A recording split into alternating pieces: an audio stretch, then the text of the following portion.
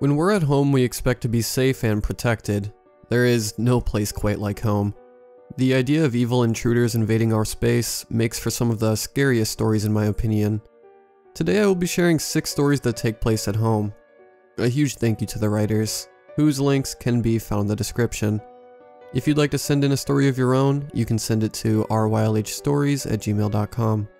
If you enjoy the video, a like and a comment is always appreciated. Subscribing if you're new is as well. Enjoy the video, and as always, I hope you all have a great night.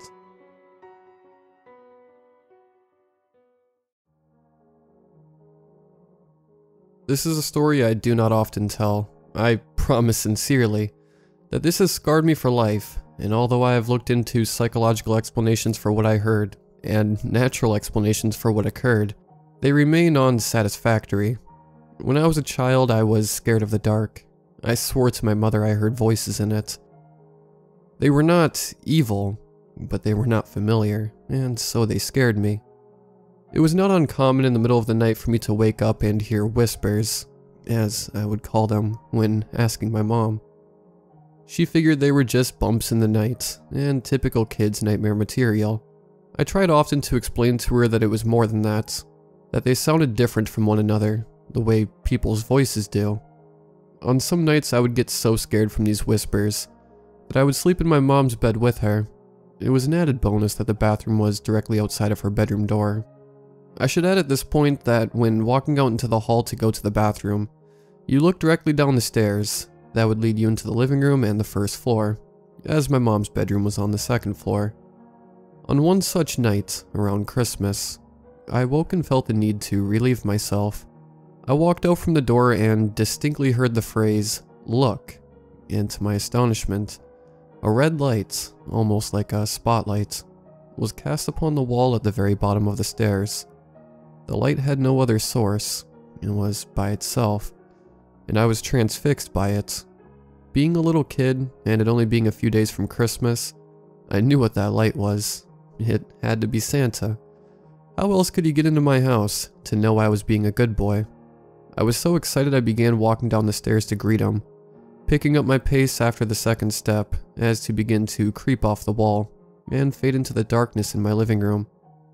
That's when I heard him, a very strong, masculine voice, different from the first, not at all like my father's. Not to say he isn't masculine, it was just distinctly different. It said, "Stop, right now. Go back up those stairs." I listened, turned around, and what happened next I am not sure I would believe if someone had told me the same story. After reaching the top of the stairs, I heard a very loud crash that sent me running back to my mother's bed, where I jumped straight under the covers and stayed there the whole night.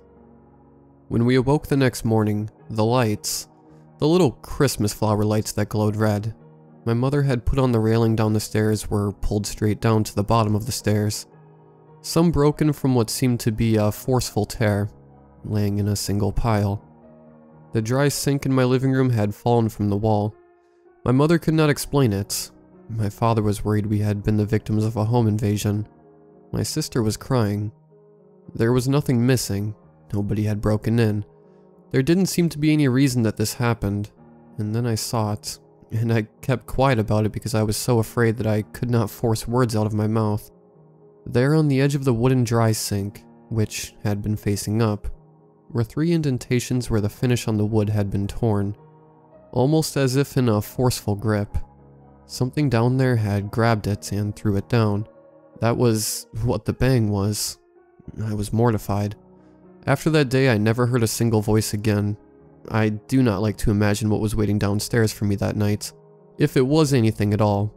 But I can tell you that the reality was that somebody had physically acted upon 2 things in my house near the bottom of that stairwell. After this, I had never heard another whisper again.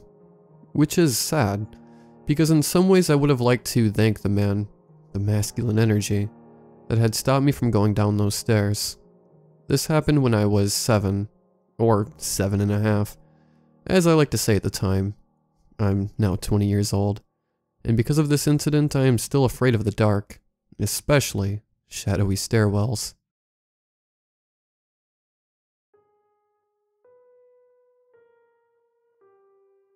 I remember one day I was home alone. My brother was staying over at a friend's house for the night, and my mom was staying over in a woman's house while she was away on holiday. The morning was just as usual, nothing out of the ordinary. I took a walk over and spoke to my mom for a few hours, because she was feeling a bit depressed. By the time I had gotten home, it was around 6 p.m., so the sun was beginning to set. I got home and went into the living room to watch TV for a little while. Then I could hear noises coming from upstairs, as if something was rocking in one spot back and forth. I went up the stairs and saw nothing. Went back down, and around an hour or two later, which would have been around 8 p.m.-ish, it was dark outside. I felt strange. I don't know the best way to describe it, but I can say that I felt like something was near, and I got goosebumps all over my arms, with a little shiver feeling down my spine. The creaking sound from upstairs, earlier as per mentioned, started again, but it was moving from place to place sporadically. I ignored it, and it stopped completely. When it reached 12 a.m., I turned all the lights off and headed upstairs from my bed, to which again, there was nothing where the sounds originated from. I was still feeling a weird, uncomfortable sensation inside. I folded my bed down, brushed my teeth, and as I walked to my room from the bathroom, I seen something standing directly in my doorway staring at me. I remember freezing with complete fear on the spot. The thing was about 6 feet in height, and it wasn't shaped like any animal I would have been able to recognize. I walked backwards and shouted out my brother's name, forgetting he was at a friend's house. It was moving like the way a candle flame flickers when there's a gentle breeze. Next thing I remember, it dropped to the floor like a bed sheet, similar to the way ghosts act in movies. I stood still for about 15 to 20 minutes, unable to move. I was terrified.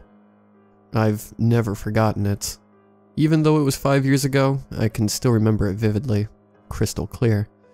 It played on my mind for weeks, and every time I felt really anxious about it. The best way I can describe the thing is it was about 6 feet in height. I'm 6'3". I can't remember it being any distinct color. It looked like a shadow. It wasn't moving like a human or an animal. It was swaying, almost flickering like per mentioned in the same way as a candle flame would. There was no smell whatsoever that I can remember coming from it. The only thing I felt was fear beyond belief. I can't remember making out any facial features or body parts, but I could sense it was staring directly at me. I know it couldn't have been my shadow because of a few reasons. A, it was a few inches smaller than myself in terms of height, and I am broad at the shoulders. The thing seemed a lot more narrow and drawn in. B, when I walked the few steps backwards, it remained in the same position, still the same height. C, when I had frozen stiff on the spot, it was still swaying, like when you see the heat rise on the roads that are far, far away in the distance. D, I was still frozen stiff when it collapsed to the floor and vanished, leaving me stood in the hallway staring straight ahead. To mention another fact, I had been having nightmares leading up to that night, and continued to do so for a few nights afterwards. As for the sensation I felt, you know how we have a sixth sense like feeling hardwired into us, and can feel the presence of something staring at us? It was like that I was feeling.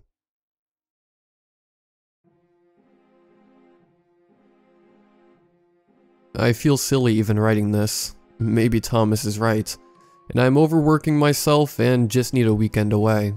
But I am completely freaking out. I feel like I am the crazy homeless man grabbing at strangers, yelling about the end of the world. I thought maybe if I wrote this down, I'll find a logical explanation for this irrational fear. And it really is just that. Irrational. My reflection is scaring me. There, I said it. The crazy is out. Now where do I start? How do I even start to put into words what has been driving me and Thomas crazy for the last few months? I guess it started when I caught my eye in the bathroom mirror one morning. Not unusual to catch your reflection's eye. In fact, it is preferred to look up and have your reflection be looking back at you.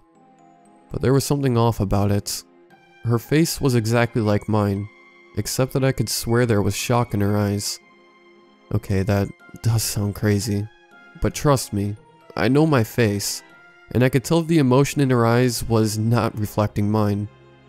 I brushed it off as crazy, of course, but for the remainder of the day, whenever I went past a reflective surface, I could swear I could see horror in her eyes. The next day there were dark circles under her eyes. I slept well. She clearly hadn't. I asked Thomas and some girlfriends at work. Can't trust your fiancé to see dark circles. And everyone assured me that I didn't have any, but she did. She was always watching me, her eyes glaring at me from a dark train window, or even a shiny spoon. You don't realize how many things are reflective until your reflection glares at you. One time I smiled at myself in the mirror, hoping that the dark hate would vanish from her eyes, and couldn't help to let out a yelp. I've never seen a more sinister smile in my life. Her eyes burning with anger, the corners of her mouth curled to expose her teeth, normal teeth, like a supervillain. She always mimics me, but I have an uncomfortable expectation in the pit of my stomach that one morning her movements will be different to mine. I sometimes jump, with a little yelp, just because she is still perfectly mimicking me. I guess that's when the nightmare started. I dreamed that I go to the bathroom and no one is there. I dreamed that her arms suddenly grab through the mirror, her hands clasping closed around my neck. I dreamed that I go back to bed and she's in our bed. I dreamed that I wake up in a cold mirror world and am forced to watch her live my life, forced to mimic her every movement. I avoid my reflection now. I don't want to see her. I don't want to look into her eyes anymore. Thomas thinks I'm crazy. I don't know. Maybe I am. But those eyes. Today, after weeks of not sleeping well, and bruised like dark circles under my eyes, she looked rested. Her eyes looked different. My reflection should look like me. My reflection should look dead tired and terrified. Why is she looking so happy? What do you guys think? Am I losing my mind?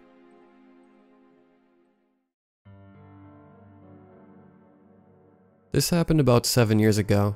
I was 16 years old at the time and was home alone with only my younger sister, Nadine, who was 9 at the time. Our only parent was my mom. She worked a full-time graveyard shift, 10 to 7, and we had easily become accustomed to it because we usually would be asleep or at school whenever she was working. Every night was the same. Get home from school, homework, shower, say bye to mom, and sleep. Often me and my sister would stay up late despite my mother's orders, but nothing crazy ever happened. We lived in an upstairs 2-bedroom apartment. At night, me and Nadine would barricade ourselves in our mother's room, lock the door, and sleep. We were always too scared to sleep in separate rooms. Our mother had the key to every door in the apartment.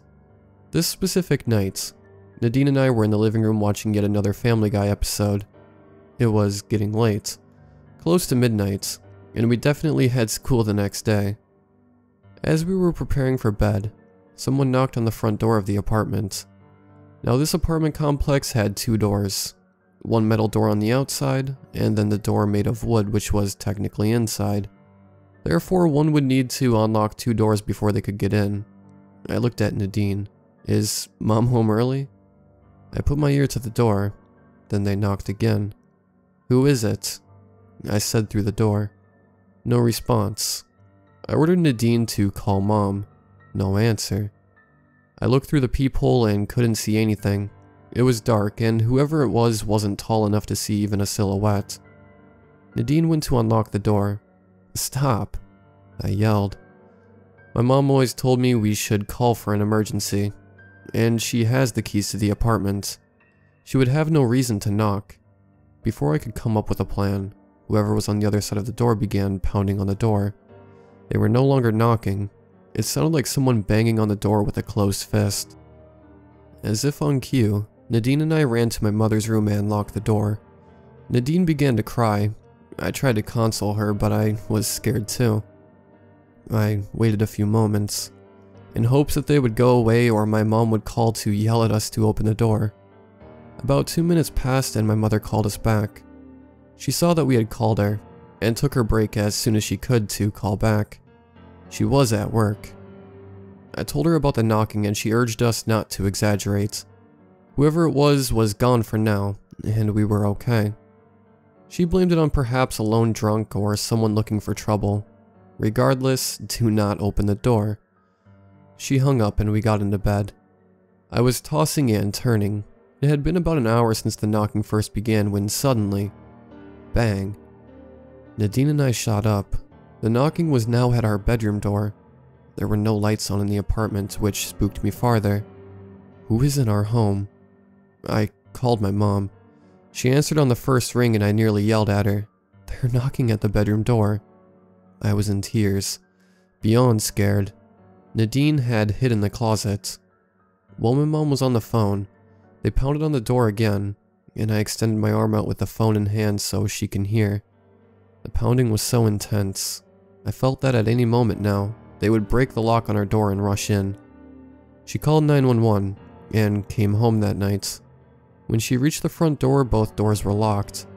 The officers searched the home for any signs of entry, which wasn't likely, since we were on the upstairs level. Nothing was ever found. Nadine and I still talk about this stuff sometimes, because if it hadn't happened to both of us, I don't think anyone would ever believe us. I know I wouldn't believe it.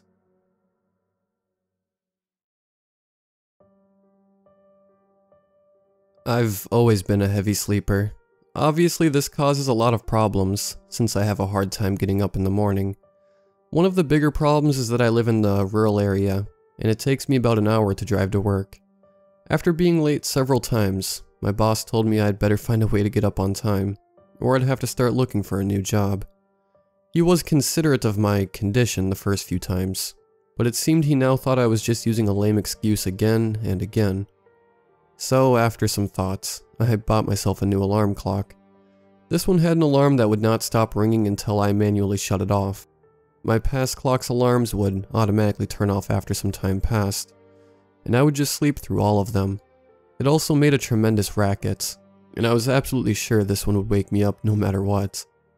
Fast forward a few months, my alarm clock was working nicely, and despite being annoyed from the noise every morning, I found that I could now get to work on time. My boss was also glad that I'd found a way to get up, and asked me how I had done it. I brought the alarm clock with me to work the next day, and gave him a demonstration. After I turned it off, he yelled at me for not warning him about how loud it was, then left. It seemed everything would work out well from now on.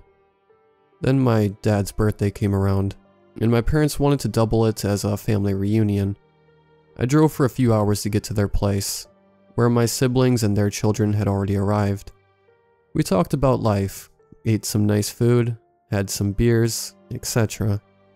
I decided I'd stay the weekend, since it happened to be a Friday, and I did feel lonely sometimes when it was just me at the house, with the closest neighbors at least half a mile away. After saying my goodbyes, I started driving back to my house around afternoon today, because I have to go to work tomorrow. But as soon as I entered my house, I had this eerie feeling that something wasn't right.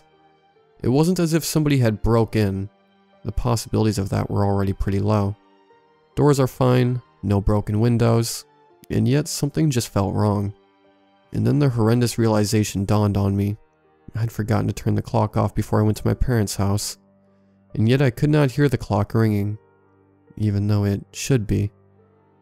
I got my answer when I finally opened the door to my room. My alarm clock was strewn across the floor in hundreds of pieces. It was as if a tornado had occurred inside my room and torn it apart to shreds.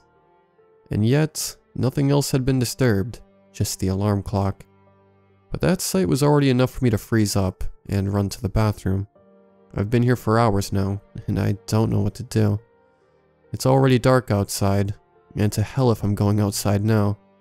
The scariest thing right now is that I don't know whether the thing that obliterated my alarm clock is outside, or still inside my house, waiting for me to fall asleep so that it can rip me apart as well.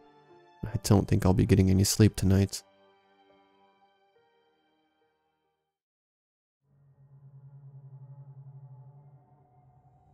You ask me why I can't speak the words which recall the memories of that night in Hillington. Why it causes my mind the madness that it does, to vocalize and relive that of which I hope to forget. And I respond to you with this.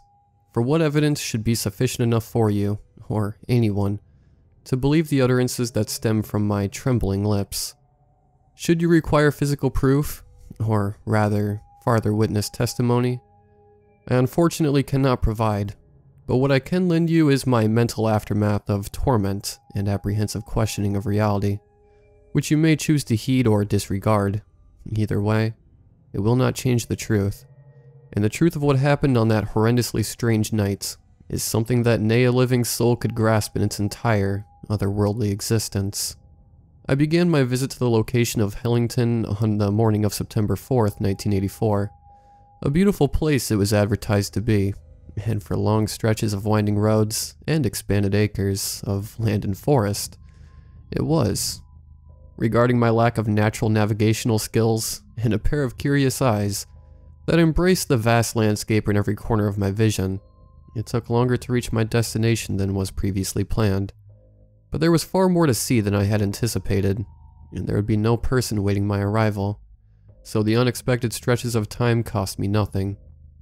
A cabin of an old acquaintance was where the twisting road was taking me, and a near-endless path of sidetracked sightseeing caused for darkness to settle and greet my overdue appearance. I was treated to a delightful welcoming, with a wealth of stored food and a pristine collection of books that sat neatly on varnished wooden shelves.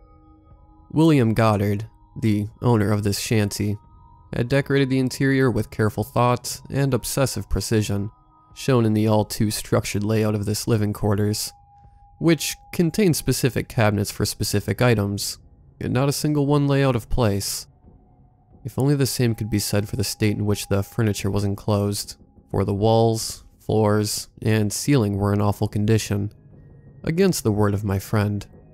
It was here, in the undisclosed dilapidation of tired beams and brick, that I lay my head for the first time.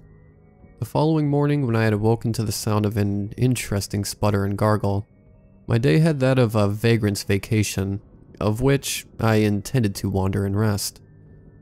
It was my initial outing, where I aimed to amble through the mountainous region of Hillington, that I first noticed a peculiar grouping of rotting wildlife sprawled across an area of flat ground, not 50 yards from my temporary home. An unnerving but slightly amusing throwaway of animals, and their aquatic counterparts, from a nearby bayou that decayed on the season's browning grass. What was left of these creatures, I have not much to say, for more than a few had been torn beyond an understanding of species, and the descriptions of several brought no words.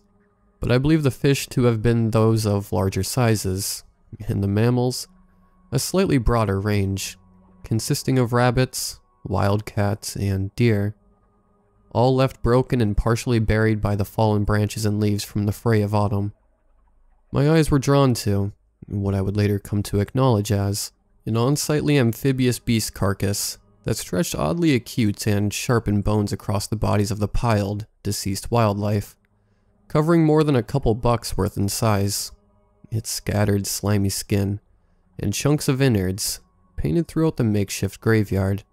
I reached down to have an inspection of the skeletal remains, and decided it was worth investigating farther in the cabin. Presenting the frame of this mutant under the light of several lamps from William Goddard's perfect desk, I could understand, in my less than experienced mind, that this was no ordinary descent, and should be regarded as a trophy of important discovery. I deemed at the time that I had no more than half of this creature's full diameter, and more of the same for its width, and yet this thing had surpassed the length of the desk that it sat upon, a desk that, by my estimation, was around 8 or 9 feet. The bones were of incredible sturdiness, and would not even so slightly budge at my most vain attempts to hack away at its durability. A frightening row of legs on either side that led to a needlepoint so sharp, I dared not face them in my direction. There were 6 acute tips on one facing, and 7 on the other, with a few missing throughout, leaving chipped and shattered inches of cartilage protruding from its gaps like broken teeth. Automatically, I could not comprehend what this monster should have looked like in its living state. Despite staring directly at its skeleton, its long, curving spinal cord led to a cracked cutoff where a non-existing head would have placed itself, and what little flesh and muscle remained inside, and out of this thing, produced such a nauseating sensation that I couldn't bear to be near it for too long in one sitting. I feared at this point that I should no longer keep it within the home. I walked outside with its hefty weight in my arms, and placed it within William Goddard's shed, which he used for storing tools and general throwaways. It remained there for the night, leaning partially upright against many other things, and I retired to bed with confusing and harrowed thoughts of what I had just examined. When I had awoken the following day, my first lucid thoughts were of that horrific and incredible corpse. I began that morning with a breakfast provided by the cabin's stock of non-perishables, and then set towards where the beast lay, mere yards from my sleeping quarters. And, in an excitable dash toward the outhouse, it was to my astonishment that I would discover the shelter both broken and open, leaving sufficient traces of footsteps and mangled flesh, which led from the opening of the swinging door down to the nearest access of water, and my already fearful disposition would crescendo into hysteria at the finding that the abhorrent remains were no longer there. For the rest of that morning and throughout the midday, I paced over the slimy trail of foreign prints that had molded into the thick mud. A large and deeply impacted pair of incredible-sized feet had squelched into the earth and formed a path in an almost perfect line for the river. However, it was not the feet of a being like you or I, nor was it like any animal or fish that I had known to exist. From what I could make of the distorted shapes that pressed against the dirt, I could understand two features with clarity: its appendages, that which should be toes on any other animal, curved inward, and appeared to overlap one another with a queer thinness that stretched almost half the size of the entire foot, and the sheer mass of the print itself looked slightly more than 2 heel-to-toe steps to cover, its width being roughly the distance of my shoulders apart. This was the signature of a species that had not yet shown itself for records to be created, or it had been, perhaps, previously sighted, but there remained no word of it being so. Either way, it was real, and it had been outside my home. A foreboding dread was instilled within me at the notion of an intruder with alien-like physicality such as this. However, not one to be deterred, or easily convinced of conspiratorial thoughts, as I had shared in that moment. I had conceived a rather wild idea that would ignite interest in the strange being, and in my frightened delirium, I had persuaded myself it to be of sound mind. I was to steal another carcass from the crude animal cemetery. I had chosen a partially eaten wildcat as my bait, and carried it back, somewhat for its size and thinking that the creature may not be lured so easily with a rabbit or two, but mostly for my burden to be lesser than that of carrying a deer. I placed its ripped and ragged body similarly inside the cluttered outhouse, as I had done before, and as an added measure of enticement, I hung the door wide for temptation to blow carelessly with the wind. I retreated to the cabin, and had my scheduled meal for that evening, and I waited. Come evening, I shook amongst the pristine books that sat by my side, in a futile effort to pass time. A raging sun rested its head behind distant hills, and following an evanescence of warm light, the sky welcomed a strange palette of diluted violet and colorless gray. I had fixated myself to the upstairs bedroom window, and looked worryingly at the beastly trail, focusing my attention on a small elevation of dirt that slightly hindered my view to the river's entrance. And it was in my state of fearful awareness, against the gleam of a radiant moon, that I first laid eyes on the otherworldly trespasser. From where a pair of eyes should rest, only darkness occupied the space. An overgrown drooping of antennae clung to an armor-like head, which peered ominously above the elevation. The monster had risen from the sea, and it started to walk, and as it walked, it grew, and each trudge in my direction revealed the appendages of which I had previously thought to be legs. But they were not legs, they were arms. Naive was I to believe that this water beast have need such a surplus of walking limbs. But how intelligent would I be to presume the unfathomable design that I set my eyes upon? I dipped into the blacker areas of the room, and continued my bewildered study from safer angles, not to be detected by this commanding aquatic figure, which maintained its perpetual growth to heights beyond that of the floor where I resided. It was only now as I stood parallel to the curved crown of this abomination that I could grasp its horrific stature in full disclosure. Its deformed and mangled feet stomped heavily on the grass, and above this were the hideous vertical rows of feelers, solid in death, but lively and wild in life, acting untamed and independently from the next, as though seeking or desperate for touch.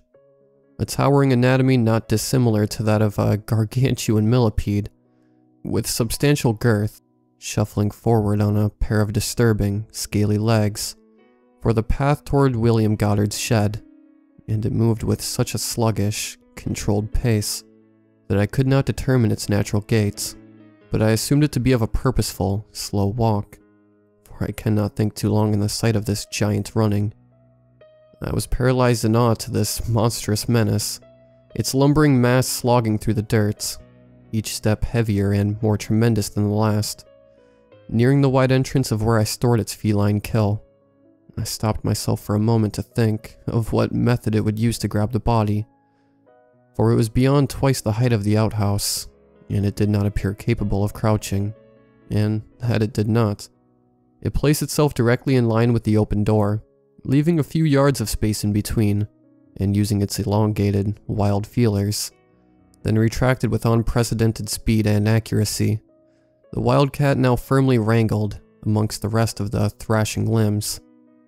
If I had caused a blink in that moment, I would have been deceived into thinking the corpse had magically appeared in its clutches, but I bore witness to all, and it was of terrifying power and precision.